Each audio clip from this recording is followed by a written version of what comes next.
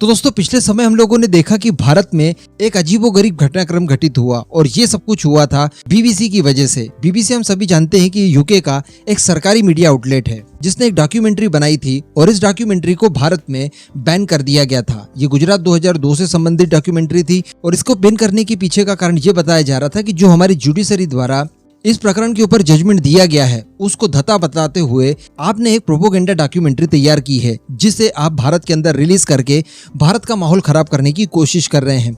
और इस तरह के आर्ग्यूमेंट के बाद भारत के अंदर ये डॉक्यूमेंट्री पूरी तरह से बैन कर दी गई थी। लेकिन दोस्तों इस बैन के बाद जो बवाल हुआ ये हमें देखने के लिए मिला। पूरा पश्चिमी वर्ल्ड भारत के ऊपर भिड़ गया।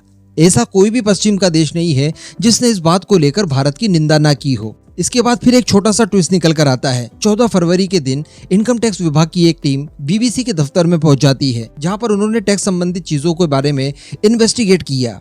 इसके बाद तो मान लीजिए कि भारत ने कोई क्राइम ही कर दिया हो। पूरी दुनिया में हाहाकार मच चुका था कि देखिए भारत के अंदर प्रेस फ्रीडम को दबाया जा रहा है और इसका खामियाजा हमें तब देखने के लिए मिला जब प्रेस इंडेक्स जारी किया गया था। भारत की रैंक इसमें 161वें नंबर पर डाल दी गई थी जो कि अफगानिस्तान से भी कम थी।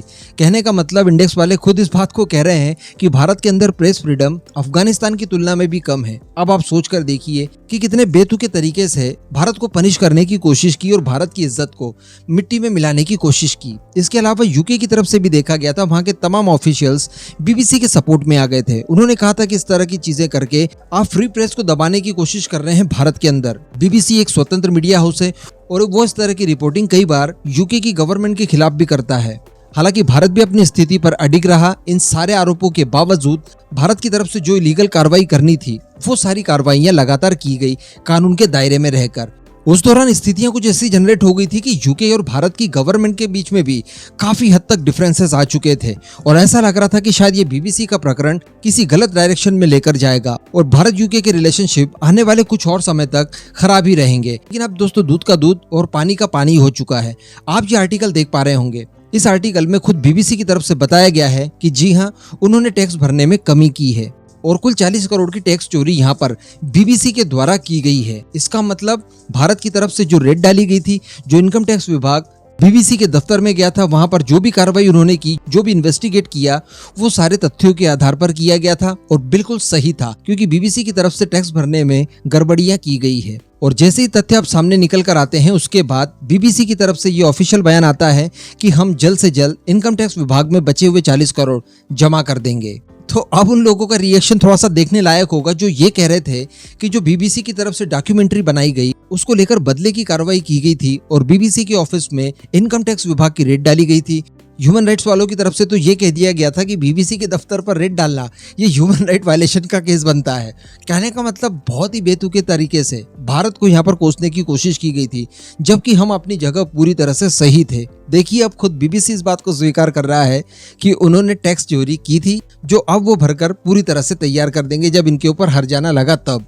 हालांकि ये सारी चीजें यूके को भी पता थी क्योंकि उन्हें पहले से पता था कि जो भारतीय सरकार ने कार्रवाई की है ये बिल्कुल होनी थी। इन्होंने इस तरह की घपलेबाजी की है, इन सारी चीजों की जानकारी यूके गवर्नमेंट को थी। तो ये प्रकरण जैसे बाद में थोड़ा सा शांत वगैरह हो गया था उसके बाद देखने के लिए मिला कि यूके भारत की तरफ वापस से रुख करने लगा था और इस प्रकरण को पूरी तरह से लगभग भुला देने की कोशिशें की गई। उसके बाद जो दोनों देशों के बीच के रिलेशनशिप थे वो आगे बढ़ने पहले की तरह शुरू हो गए थे और किसी तरह की खटास इस मामले को लेकर देखने के लिए नहीं मिल रही थी। उन्हें पता है कि इन फ्यूचर जब इन्वेस्टिगेशन पूरा होगा तो ये सारे तथ्य निकलकर सामने आ जाएंगे, उस समय हमें जवाब देते नहीं बनेगा और अब कुछ वैसे ही हुआ है। लेकिन अब ये देखना पड़ेगा कि बीबीसी के इस कबूलनामे के बाद वो सारे मीडिया हाउसेस जिसमें से कुछ भारतीय थे, इसके अलावा पूरा वेस्ट मीडिया जिसमें अमेरिका, फ्रांस, जर्मनी, इटली और तमाम यूरोपियन देशों के मीडिया आउटलेट्स थे जिन्होंने भारत के बारे में और भारत के अंदर फ्री प्रेस को लेकर कई सारे आरोप लगाते हुए आर्टिकल छापे थे। अल जजीरा तक ने छाप दिया था। तो क्या अब ये इस बात को भी उतनी ही मजबूती से उठाएंगे और क्या स्वीकार करेंगे इस बार की भारत की तरफ से जो कार्रवाई की गई थी वो बिल्कुल सही थी, किसी तरह की कोई बदले की कार्रवाई नहीं थी, बल्कि गड़बड़ियों के बारे में पता चलने के बाद ही भारतीय इनकम टैक्स विभाग ने इस कार्रवाई को किया था। इस पूरे मुद्दे पर अब आपका क्या मानना है, मैं आपका ओपिनियन भी जानना चाहूंगा, नीचे कमेंट बॉक्स में जरूर दीजिएगा।